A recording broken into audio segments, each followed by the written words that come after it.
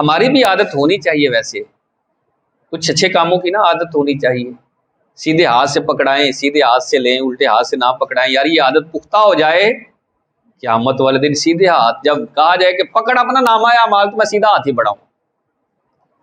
اور گفتگو کے اندر اٹھتے بیٹھتے چلتے پھرتے، بیٹھے ہیں آپ اٹھنے لگے ہیں حسبی اللہ، اٹھنے لگے ہیں پھر لا الہ الا اللہ، چلتے چلتے الصلاۃ والسلام علیک یا رسول اللہ۔ عادت ہو، یہ ہمارے کلام کے اندر، ہماری عادات میں یہ چیز شامل ہو، تو ہو سکتا ہے جب قبر میں آ کر فرشتے اٹھائیں، اٹھ بھائی سوالوں کے جواب دے، آپ اٹھتے پڑے الصلاۃ والسلام علیک، او اس سے تو پہلے ہی سارے سوالوں کے جواب آتے ہیں، اس سے کیا پوچھنا ہے۔ عادت بنائیں اپنے نیک کاموں، اور جب عادت پختہ ہو جاتی ہے پھر قبر میں بھی جو ہے اس کا فائدہ ہوتا ہے۔ آقا کریم علیہ الصلوۃ والسلام کا جو نام ہے نا محمد صلی اللہ تعالی علیہ وسلم، سارے درود پاک پڑھیں، محمد صلی اللہ تعالی علیہ وسلم، بڑا سونا نام ہے، ذرا محبت کے ساتھ، ذرا دل میں ذوق پیدا کر کے محمد صلی اللہ تعالی علیہ وسلم، بڑا مزہ آتا ہے، یقین مانے ذرا محبت کے ساتھ یہ نام نامی آ جائے نا پھر مزہ آتا ہے یار۔ اور اس کا معنی کیا ہے؟ امام راغب اصفہانی نے المفردات کے اندر اس کا معنی لکھا، لفظی معنی، جس طرح ناموں کے معنی ہوتے ہیں، ساجد کا مطلب ہے سجدہ کرنے والا، ماجد کا مطلب ہے بزرگی والا، اسی طرح ناموں کے معنی ہے، تو سرکار کے نام کا معنی بیان کرتے ہوئے امام راغب اصفہانی فرماتے ہیں الذی یحمد بعد حمد حمدا، کہنے لگے کائنات کے اندر جس کی سب سے زیادہ تعریف کی جائے اسے محمد کہا جاتا ہے۔ ہر لحظہ، ہر لمحہ جس کا نام کائنات کے اندر گونجتا ہے، جس کی تعریف کی جاتی ہے، وہ سرکار کا نام ہے۔ دیکھیں نا، آپ دیکھ لیں، ابھی یہاں دن ہے تو کہیں رات ہے، وقت کا ہیر پھیر ہے، ہر جگہ کہیں نہ کہیں اذان ہو رہی ہوتی ہے، نماز ہو رہی ہوتی ہے، جہاں جہاں اذانیں ہیں، جہاں جہاں نمازیں ہیں، محبوب کا وہاں وہاں ذکر ہے یار۔ بلکہ بخاری کی یہ روایت میں آتا ہے کہ آقا کریم علیہ الصلوۃ والسلام کا نام چونکہ محمد تھا، محمد کا مطلب ہے بار بار تعریف کیا ہوا، تو کفار کہنے لگے یار یہ کیا بات ہے، ایک طرف تم محمد کہتے ہو، دوسری طرف کہتے ہو وہ اچھے نہیں ہیں،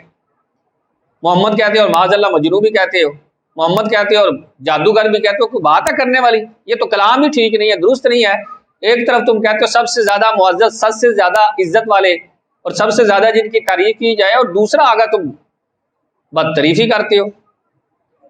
تو انہوں نے نا محمد کی بجائے معاذ اللہ کہنا شروع کر دیا مزمم۔ صحابہ بڑے پریشان ہو گئے، بارگاہ رسالت میں حاضر ہوئے، عرض کی یا رسول اللہ بڑی پریشانی ہے۔ سرکار نے فرمایا کیا پریشانی ہے بتاؤ تو صحیح، فاقے آتے ہیں تمہیں اس وقت کوئی پریشانی نہیں ہوتی، کھانے کے لیے تمہیں نہیں ملتا کوئی پریشانی نہیں ہے، لباس پہننے کے لیے نہیں ملتا کوئی پریشانی نہیں ہے، کفار تمہیں مارتے ہیں کوئی پریشانی نہیں، بتاؤ آخر پریشانی کیا ہے،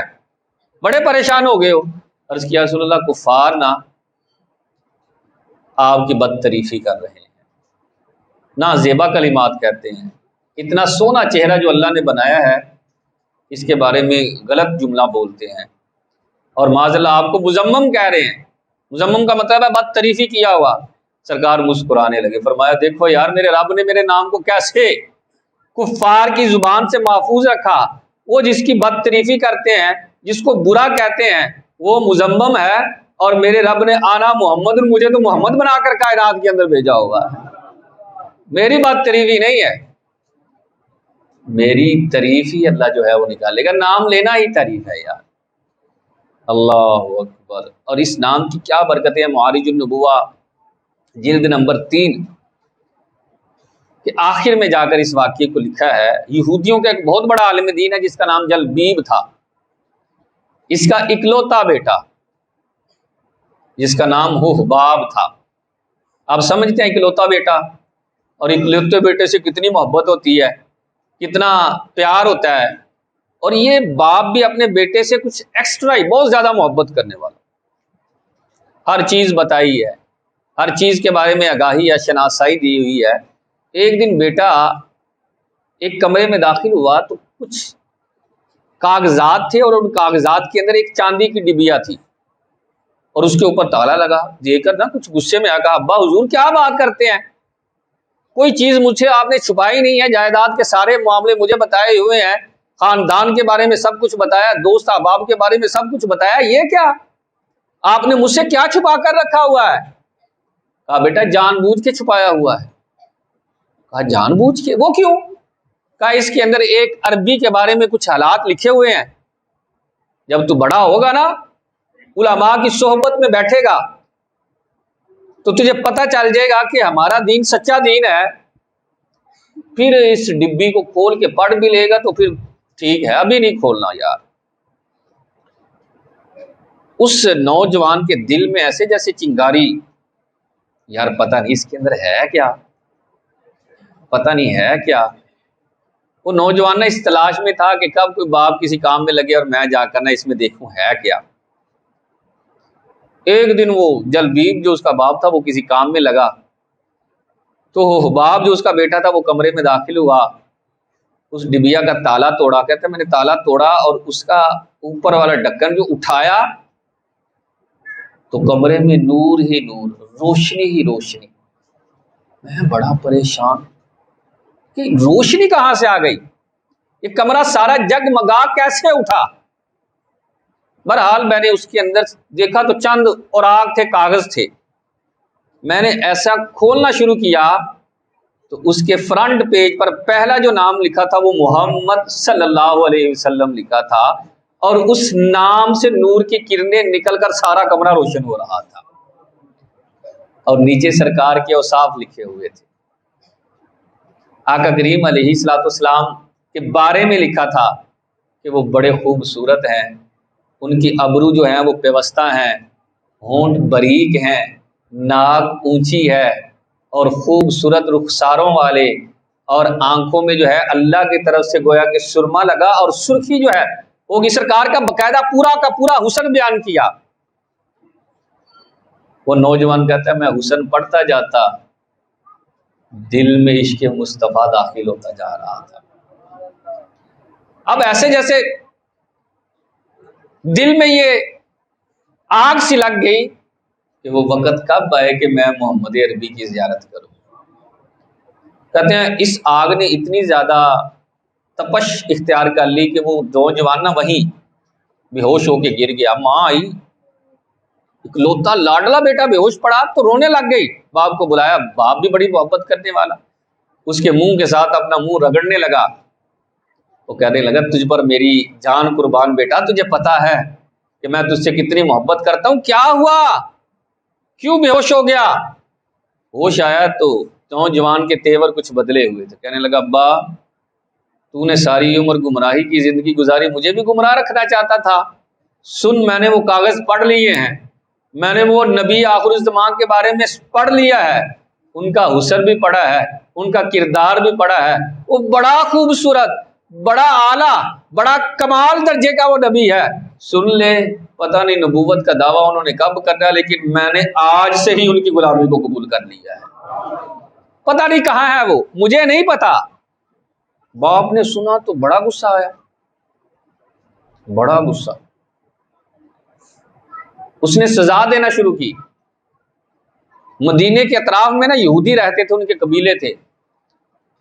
قبیلے کے سردار حی ابن اخطب جو ہے، ابو لبابہ جو ہے، یہ ہے کہا کیوں مارتا ہے یار، تیرا اکلوتا بیٹا ہے، کچھ تو خیال کر، کہا یہ قتل کرنے کا سزاوار ہے، اسے قتل کرنا چاہیے، سزا تو دینی نہیں چاہیے۔ کہا ہوا کیا؟ سارا معاملہ بتایا تو کہنے لگے مشکل ہی کوئی نہیں، اس کو تھوڑے دن سزا دے، جس طرح تو نے اس کو پالا ہے نا، اس کی خواہشات کی تکمیل کی ہے، ناز و نعم کے اندر یہ پلا ہے، اسے چاند دن ذرا مشقت والی زندگی میں ڈال دے، تہ خانے میں ڈال دے، ہفتے میں ایک دفعہ سوکھی روٹی دے دینا، پانی دے دینا گندا، 2-4 دن گزرنے، اس نے خود ہی جو ہے توبہ کر لینی۔ اس نے کہا واہ بڑا کمال کا مشورہ دیا ہے، اس نے اسی طرح کیا، لیکن وہ نوجوان کوئی توبہ نہیں کر رہا۔ 3 ہفتے گزرے تو ایک کونے میں بیٹھا اونچی اونچی رو رہا ہے، اللہ اللہ اللہ اللہ، اونچی اونچی رو رہا ہے۔ جلبیب نے سمجھا شاید مصیبتوں سے تنگ آ گیا ہے اور چاہتا ہے کہ میں دوبارہ جو ہے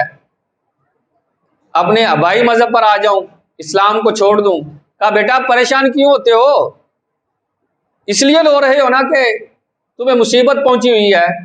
اور اسلام چھوڑنا چاہتے ہو۔ کہا ابا تجھے کس نے کہا؟ میں تنگیوں پر نہیں رو رہا، خشک روٹی مل رہی ہے اس پر نہیں، گندا پانی دے رہے ہو اس پر نہیں، میری آشائشوں کے اندر تو نے بڑی کمی کر دی، مشقتوں کا بوجھ مجھ پر ڈال دیا، اس پر تو رونا ہے ہی نہیں۔ میں تو اس لیے رو رہا ہوں کب وہ وقت آئے کہ میں جا کر محمد عربی کی زیارت کروں، دیدار کی خاطر رو رہا ہوں۔ یہاں تک کہ سرکار ہجرت فرما کر مدینہ آ گئے، اور جب مدینے میں شور برپا ہوا کہ سرکار تشریف لائے ہیں، چونکہ یہ قریب ہی رہنے والے تھے، اس نے اپنے غلاموں کو بلایا، کہا اس کو وہاں لے جاؤ جہاں صحرا ہو، گرمی ہو، شدت ہو، اور وہاں جا کر اس سے کام کراؤ یہاں تک کہ یہ مر جائے۔ تم ہو میرے غلام، اگر اس سے مشقت والے کام کراؤ تو میں تمہیں آزاد کر دوں گا۔ غلاموں نے لیا، مارا، مشقت والے کاموں میں سارا دن بیڑیاں ڈال کر جو ہے وہ بکریاں چرانے پر لگا دیتے، لیکن اس نوجوان نے کبھی بھی اف نہیں کیا، کبھی بھی شکوہ اور شکایت نہیں کی، کیونکہ عشق والے بندے شکوے شکایت نہیں کرتے، کبھی بھی شکوے شکایت وہ نہیں کرتے۔ کہتے ہیں کہ کچھ عرصہ گزرا تو اس نوجوان نے دیکھا کہ رات کے وقت نا بارش برسی، تو آسمان کی طرف منہ کر کے کہنے لگا اللہ تو مردہ زمین کو زندہ کرنے پر اور خشک زمین کو سیراب کرنے پر قادر ہے، دیکھنا وہ حباب اب جل رہا ہے عشق محمد میں،